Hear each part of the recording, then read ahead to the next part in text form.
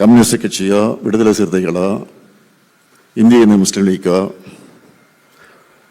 ஆதரவு தருவதாக சொல்லிட்டு தான் போனாங்க. ஆனால் ஆதரவு மட்டும் இல்லை, அமைச்சர்களிடம் இருக்கிறாங்க, வாழ்த்துக்கள். ஆனால் எந்த நேரத்தில் என்ன ஆகும் என்பது நாம் பொறுத்திருப்போம். நிச்சயமாக இது 5 ஆண்டு காலம் நடைபெறக்கூடிய ஆட்சி அல்ல, உறுதியாக சொல்லலாம். ஆனால் ஜனநாயக அமைப்பில் இந்த தீர்ப்பு சினிமா கவர்ச்சிக்கு சாதகமாக அமைஞ்சிருக்கு என்பதுதான் உண்மை. இன்னும் சொல்லணும்னா, நம்ம கூட்டணி மேல நம்பிக்கை வச்சு மக்கள் தேர்ந்தெடுத்த எம்எல்ஏக்கள் துணையோடு இந்த ஆட்சி நடக்குது. ஆனா இந்த வெற்றியை மாபெரும் வெற்றியா சித்தரிக்க பல வேலைகள் நடந்துகிட்டு இருக்கு. அதை முறியடிச்சாலே போலி பிம்பங்கள் நொறுங்கி போயிடும். நமக்கும் அவங்களுக்கும் 17 லட்சம் வாக்குகள் தான் வித்தியாசம். நம்மை நம்பி 1,55 லட்சம் மக்கள் வாக்களிச்சிருக்கிறாங்க. 73 எம்எல்ஏக்கள் நமக்கு வந்திருக்கிறாங்க.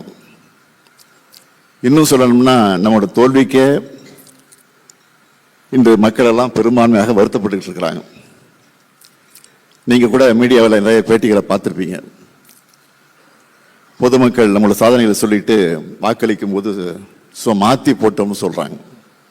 சும்மா பசங்க சொன்னாங்க, விளையாட்டுதானே போட்டோம் 2 ஓட்டு. ஆனால் நீங்கள் முதலமைச்சராக தான் அப்படிங்க நினச்சோம், அதான் அது இல்லையா போச்சு, அதான் வருத்தமாக இருக்கு. அவங்க நம்ம சாதனைகளை சொல்ற போது கேட்கும்போது மகிழ்ச்சியாக இருந்தாலும் அவங்களுடைய வாக்குகளை நாம் பெற தவறுனது ஏன்னு சிந்திக்க வேண்டியது இப்போ அவசியமாக இருக்கு. மக்களிடையே நமக்கு எதிர்ப்பலை இல்லை. ஆனால் நான் தவறு விட்ட இடங்கள்ல இனியும் செருக்கிடக்கூடாது. இனிமேல் நம்முடைய பிரச்சாரத்தை பல்வேறு முனைகளில் நடத்தணும். அதைத்தான் தம்பி உதயநிதி பேசுகிறத சொன்னார். பிரச்சாரத்தையும் ஸ்டைலையும் காலத்துக்கு ஏற்ற மாதிரி மாற்றணும். அறிவார்ந்த உரையாடல்கள் எந்த அளவுக்கு அவசியமோ அதே அளவுக்கு அதை நோக்கி இன்றைய இளைஞர்களை ஈர்க்க வேண்டியதும் அவசியம். அதுக்கு சோசியல் மீடியாவை சமூக வலைத்தளங்களை நாம் சரியாக பயன்படுத்திக்கணும். நம்ம கிட்ட வரலாறு இருக்கு, கொள்கை இருக்கு, சாதனை இருக்கு, எதிர்காலத்துக்கு தேவையான தொலைநோக்கு பார்வை இருக்கு. இது எல்லாத்தையும் இளைஞர்களுக்கு எடுத்து சொல்லணும், அவங்களுக்கு புரிகிற மாதிரி சொல்லணும். புரிஞ்சுக்க ஆரம்பிச்சா இளைஞர்கள் திமுகவை நோக்கித்தான் வருவாங்க. அதுக்காகத்தான் பொறுப்பும் கடமையும் இளைஞர்களான உங்ககிட்ட நான் ஒப்படைக்கிறேன். இதுக்கான ஒர்க் ஷாப்புக்களை தம்பி உதயநிதி நடத்த வேண்டும் என்று நான் உங்கள் அனைவரின் சார்பில் அந்த நேரத்தில் கேட்டுக்கொள்கிறேன். 50-80 பேர்னு குழுக்களாக பிரிஞ்சு ட்ரைனிங் கொடுக்கலாம். இன்னும் சொன்னால் ஆன்லைன் ஒர்க் ஷாப் நடத்தி பயிற்சி கொடுங்க.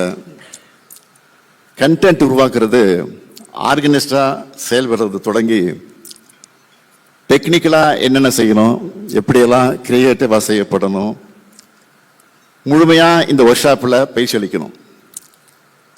அதை சரியாக செயல்படுத்துறதையும் உறுதி செய்யணும். நம்முடைய சாதனைகளை சரியாக கொண்டு போய் சேர்க்கிறது தான் நம்முடைய கடமை. அது செய்யாமல் விட்டது நம்முடைய தவறு. இனி அது நடக்கக்கூடாது. சோசியல் மீடியாவில் மட்டும் இல்லை, குடும்பங்கள், உறவினர்கள், நண்பர்கள் தொடர்ந்து அரசியல் பேசுங்க. நம்முடைய இயக்கம் அறிவியக்கம் என்பதை காட்டுங்க. இளைஞர்களை நம்ம இயக்கத்தை நோக்கி அழைச்சிக்கிட்டு வாங்க. அதுக்கு இந்த நோக்கத்தோட உங்களுடைய இந்த பணிகள் எல்லாம் கூர்மைப்படுத்தணும் தம்பி உதயநிதியை கேட்டுக்கிறேன். இளைஞர் அணியரான நீங்க தான் இனி இந்த இயக்கத்தோட எதிர்காலம். உங்களை நம்பித்தான் இந்த இயக்கம் இருக்கு, தமிழ்நாடும் இருக்கு. உங்களுடைய உழைப்புக்கு நிச்சயம் உரிய அங்கீகாரம் கிடைக்கும். இங்க எத்தனை இளைஞர்கள் இருக்கீங்க, உங்க நண்பர்களோட உரையாடுங்க. அவங்கள கிண்டல் பண்ற மாதிரியோ புண்படுத்துகிற மாதிரியோ பேசாம பொறுமையா அவங்களுக்கு புரிகிற மாதிரி நம்ம தரப்பு நியாயத்தை எடுத்து சொல்லுங்க.